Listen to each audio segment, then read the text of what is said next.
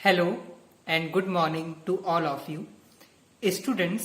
जैसा कि आप लोग जानते ही होंगे कि आप लोगों के एग्जाम एमसीक्यू बेस्ड पैटर्न पर यूनिवर्सिटी करा रही है इवन सेमेस्टर्स के। तो आज हमारी ये वीडियो बेस्ड है उन सजेशंस पर या उन टिप्स पर जिनको आप ध्यान में रखें या जिनके अकॉर्डिंग आप अपने एग्जाम की प्रिपरेशन करें। तो हम कुछ यहाँ पर सजेशंस या टिप्स आपको दे रहे हैं जिसके अकॉर्डिंग आप अपने एमसीक्यू बेस्ड पैटर्न की एग्जाम की तैयारी करें और जब एग्जाम दें तो इन बातों का खास ख्याल रखें। तो स्टूडेंट्स, हम अब इस वीडियो की शुरुआत कर रहे हैं। स्टूडेंट्स, सबसे पहला मेरा सजेशन आप लोगों को यही है कि कोई भी एग्जाम आप दें, चाहे वो डिस्क्रिप्टिव हो, एमसीक्यू हो या किसी भी पैटर्न पर बेस्ड हो, प्रिपरेशन उसकी सबसे इंपॉर्टेंट और सबसे मजबूत कड़ी होती है। जितना आप अपने कंटेंट को प्रिपेयर करेंगे तो फिर आपको किसी भी एग्जाम को देने में कोई प्रॉब्लम नहीं होगी, चाहे वो डिस्क्रिप्टिव हो चाहे वो एमसीक्यू हो। तो सबसे पहला टिप आपके लिए यही है कि आप प्रिपरेशन करें जितनी मैक्सिमम आप कर सकते हैं। लेकिन यहां पर एमसीक्यू बेस्ड पैटर्न की प्रिपरेशन करने का हम आपको कुछ आइडिया दे रहे हैं।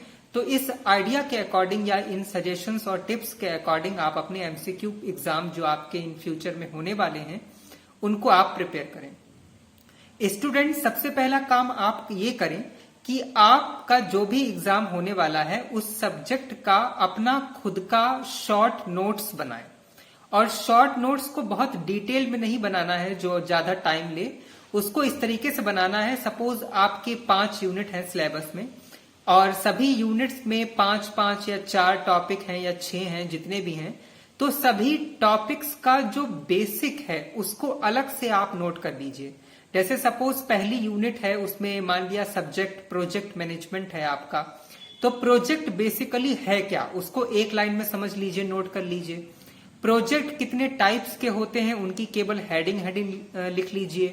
प्रोजेक्ट की कोई लाइफ साइकिल है, उसको कितनी स्टेजेस हैं, 5 हैं, 4 हैं, 10 हैं, उनके नाम क्या हैं, उनको लिख लीजिए। तो इस तरीके से अपना सबसे पहले सिलेबस देखिए, सिलेबस में कौन कौन से टॉपिक हैं और उनका बेसिक मतलब क्या है उनको देख लीजिए। इस तरीके से अपना शॉर्ट नोट बना लीजिए। तो ये आपको एग्जाम को फेस करने में और बहुत हेल्प देगा और इनसे हम उम्मीद करते हैं कि क्वेश्चंस आपको मिल भी जाएंगे, उनके करेक्ट आंसर्स। और एक दूसरा टिप ये भी है कि एमसीक्यू खास तौर पर इन चीजों पर बेस्ड होते हैं, जैसे फुल फॉर्म्स हैं। जैसे आपका कोई सब्जेक्ट हो वो उसमें कई तरीके की फुल फॉर्म्स हो, जैसे सप्लाई चेन मैनेजमेंट है उसमें कई फुल फॉर्म्स होती हैं, तो फुल फॉर्म्स को नोट कर लीजिए। या कोई टॉपिक है उसमें टाइप्स हैं, तो जिस टॉपिक के में मान लिया कई टॉपिक्स हैं उनके टाइप्स हैं, तो टाइप्स कितने हैं, 2 हैं किसी टॉपिक के टाइप्स, 5 हैं उनके नाम। या कोई ऐसा सब्जेक्ट है फॉर एग्जांपल जैसे ओबी है, उसमें कई टॉपिक्स ऐसे हैं जिनको देने वाले राइटर्स के नाम उसमें मेंशन है। जैसे फॉर एग्जांपल मोटिवेशन है, तो मोटिवेशन की कितनी थ्योरियां हैं, उनको कितने राइटर्स ने दिया हुआ है, कौन से ईयर में दिया हुआ है। तो इन चीजों को खासकर एमसीक्यू में बनाया जाता है। तो शॉर्ट फॉर्म, फुल फॉर्म्स, अगर ये आपके सब्जेक्ट्स में है तो इन पर ज्यादा ध्यान दीजिए।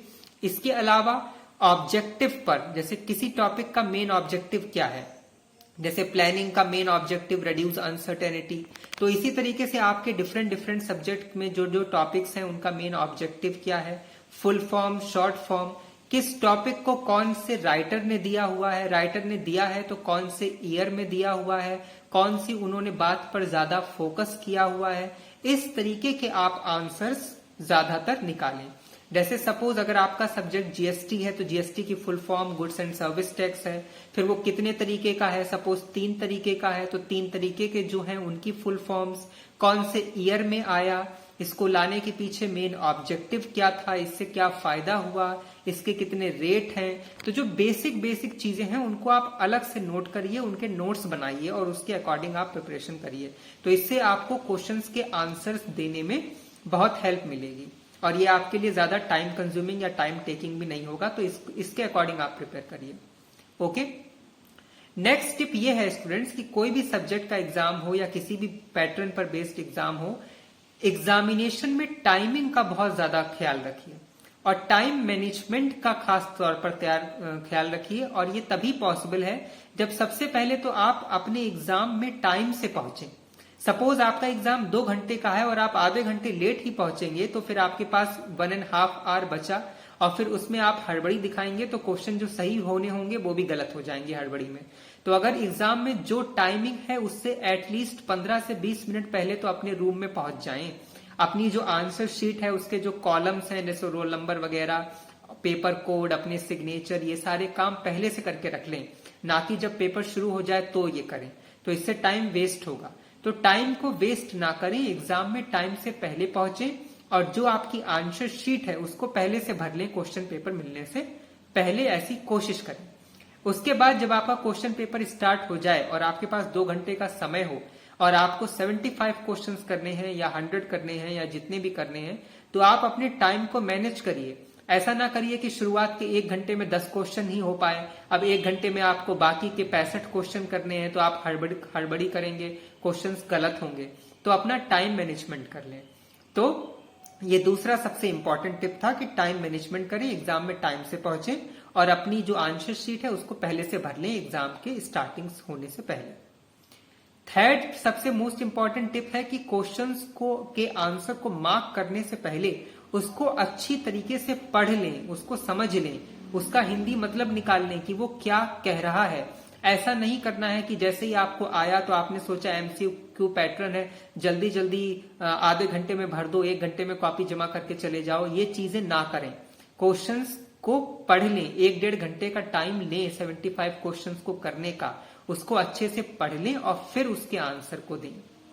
नेक्स्ट क्वेश्चन टिप ये है, सजेशन हमारा, कि कोई भी आप क्वेश्चन के आंसर को छोड़े ना, भले ही वो आपको नहीं समझ में आ रहा हो, ना आ रहा हो उसका आंसर, फिर भी आप उसका जो भी आपको आंसर ठीक लग रहा है उसको फिल करें।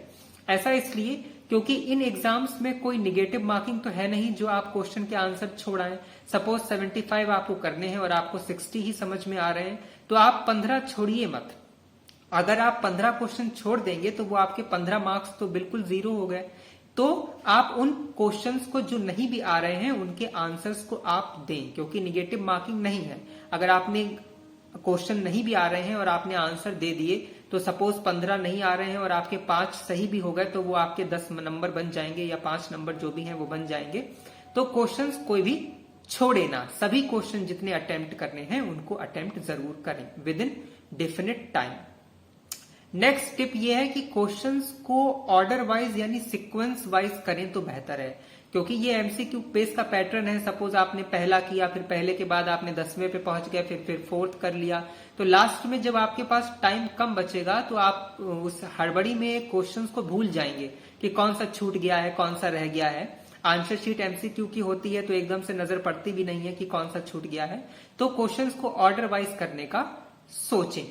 और साथ ही अक्सर कुछ स्टूडेंट्स होते हैं जो एक एमसीक्यू में एक ही आंसर भरना होता है, लोग 2-2 3-3 भराते हैं, तो ऐसा ना करिए, तो इससे आपका ही नुकसान है। आप अच्छे से पढ़ लीजिए, क्वेश्चन को समझ लीजिए और आपको लग रहा है कि अगर answer number option number 3rd सही है तो 3rd को मार्क करिए, यानी फिल करिए, गोले को, सर्कल को फिल करिए। अगर 2nd है तो 2nd करिए। बहुत से लोग एक ही क्वेश्चन में 2-2 3-3 फिल कराते हैं, तो इन चीजों को आप ध्यान में रखिए।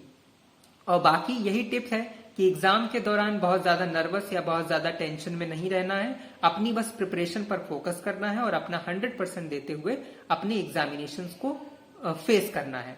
और एक जो हैबिट है आजकल स्टूडेंट्स की कि एग्जाम के 1 दिन पहले पढ़ने की, पूरी रात पढ़ लेंगे और एग्जाम दे देंगे, कोशिश करें ऐसा ना हो।